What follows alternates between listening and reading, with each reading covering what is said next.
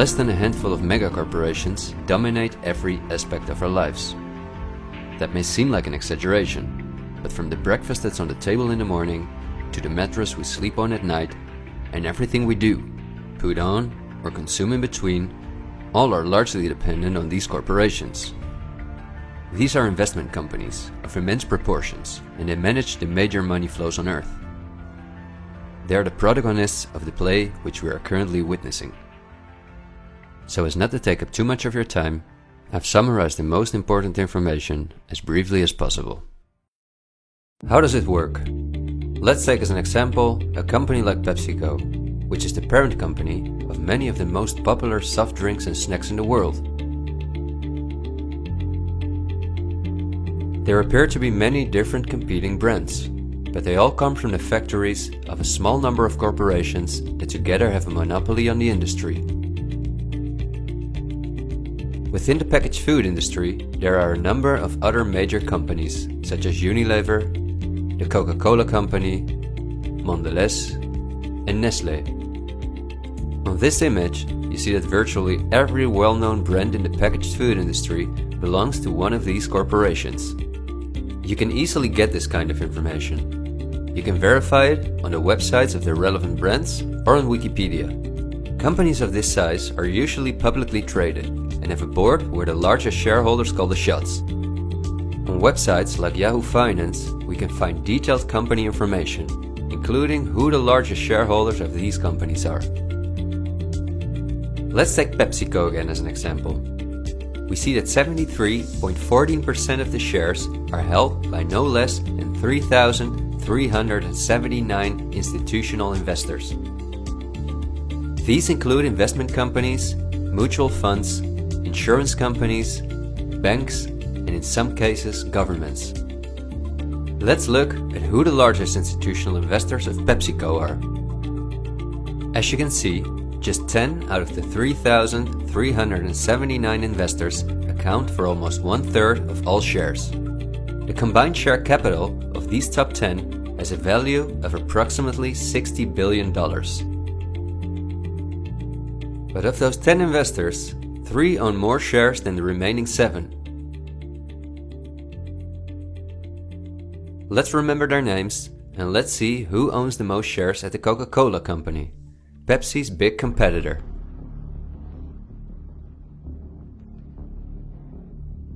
We see that just like with PepsiCo, the majority of the shares are held by institutional investors.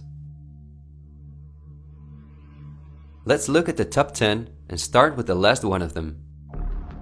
4 out of these 6 institutional investors we also saw at the last 6 of PepsiCo. These are Norton Trust, JP Morgan Chase, Geode Capital Management, and Wellington Management. Now, let's look at the 4 largest shareholders. 3 of these we also saw in the top 4 at PepsiCo. They are BlackRock, Vanguard, and State Street. And there's another one, Berkshire Hathaway. These are the 4 largest investment companies on the planet.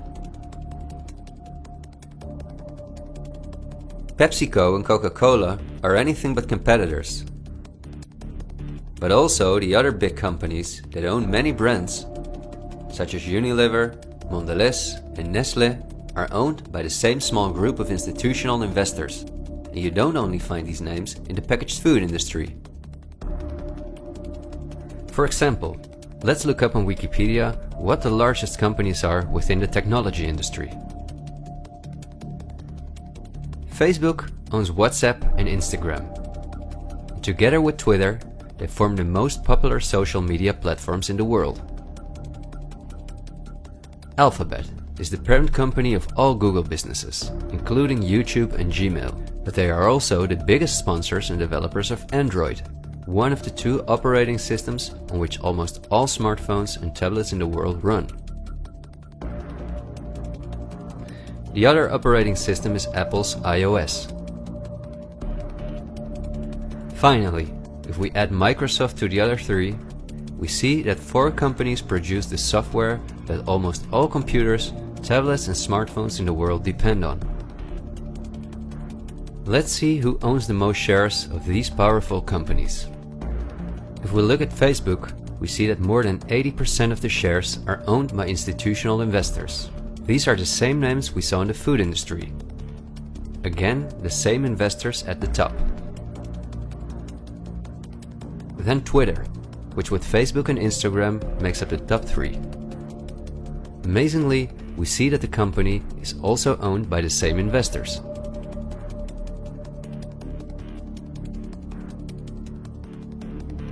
We see them at Apple, but also with their big competitor Microsoft.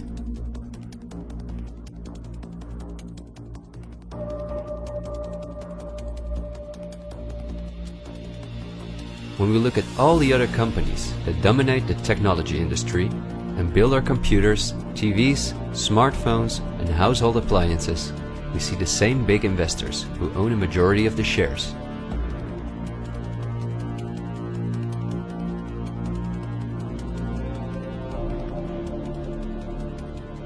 We see this within all industries around the world. And just to show you that I'm not exaggerating, I'll give you another example. Let's say we want to plan a vacation. On our computer or smartphone, we look for a cheap flight to the sun through websites like Skyscanner and Expedia, both of which belong to the same group of institutional investors. We fly with one of the many airlines, of which the majority of the shares are often owned by the same investors or by governments, like Air France-KLM. The aircraft we fly is in most cases a Boeing or an Airbus. Again, we see the same names. We look for a hotel or an apartment through Booking.com or Airbnb.com. Once we arrive at our destination, we go out for dinner, then we write a review on TripAdvisor. The same investors are at the basis of every aspect of our journey, and their power goes even much further, because even the kerosene that fuels the plane comes from one of their many oil companies and refineries. Just like the steel that the plane is made of comes from one of their many mining companies. This small club of investment companies, banks and mutual funds are also the largest shareholders in the primary industries, where raw materials come from.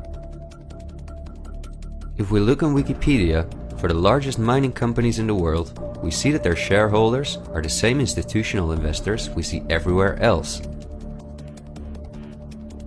The same goes for the largest agricultural companies in the world, that our entire food industry depends on. For example, they own Bayer, the parent company of Monsanto, the world's largest seed producer, which produces 90% of all the cotton seed on Earth, as well as the majority of all other seeds. But these institutional investors are also the shareholders of the largest textile manufacturing companies in the world, and even the numerous popular clothing brands that turn the cotton into the clothes we wear are owned by the same group of investors.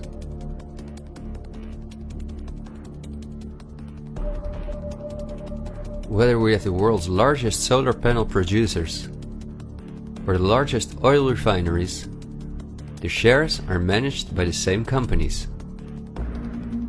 They own the tobacco companies, who produce all the popular tobacco brands in the world. But they also own all the major companies in the pharmaceutical industry and the scientific institutes that produce the drugs. They own the companies that produce our metals and raw materials, and the entire automobile, aircraft and arms industry where those metals and raw materials are processed.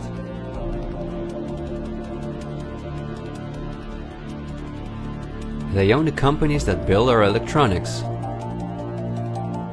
They own the big department stores and online marketplaces.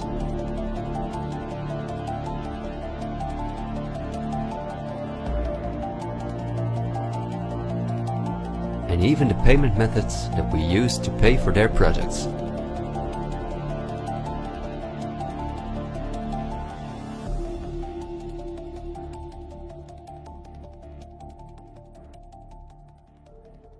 Because I want to keep my story as short as possible, I've decided to only show the tip of the iceberg.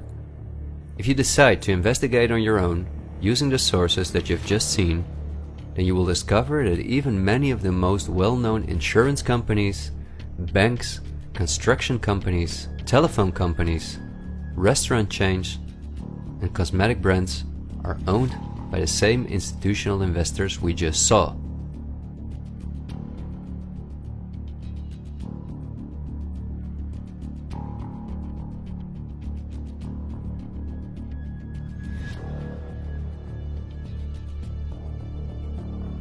These institutional investors are, as I told you earlier, mainly investment companies, banks and insurance companies. They are in turn also owned by shareholders. Now, what is the most amazing thing? All of these institutional investors own each other's shares, and together they form an immense network that we can compare to a pyramid.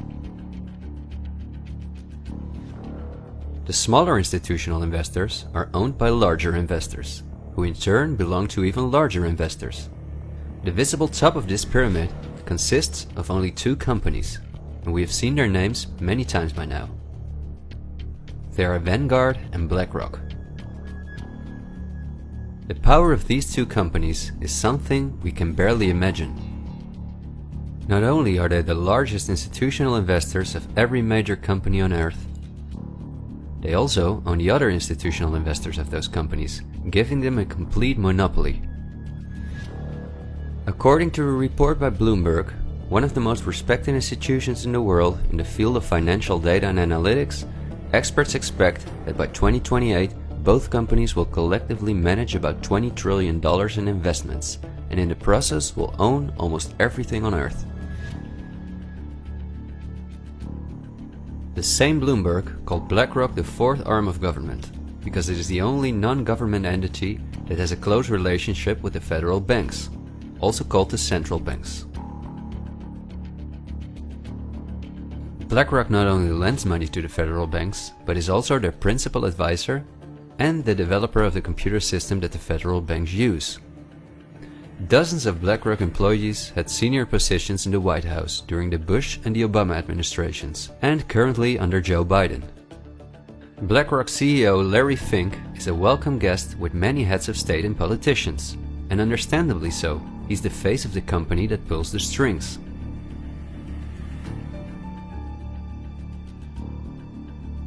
Yet Larry Fink does not pull the strings himself. In fact, BlackRock itself is owned by shareholders. And if we look at who those shareholders are, we come to a strange conclusion. We see that BlackRock's largest shareholder is Vanguard, and this is where it gets dark. Vanguard itself has a unique structure that makes it impossible to see who its shareholders or clients are. I think the next topic should start with a question. A random person like myself, with very little experience in video editing, using an old laptop, can in 20 minutes objectively portray that only two companies have a total monopoly over all the industries in the world. So the natural question is, why didn't you hear about all of this in the media? What? It's a good question. Every day we have the choice between countless reports, documentaries and television programs, and yet not one of them talks about this. Is it something not interesting enough? Or might there perhaps be other interests at play?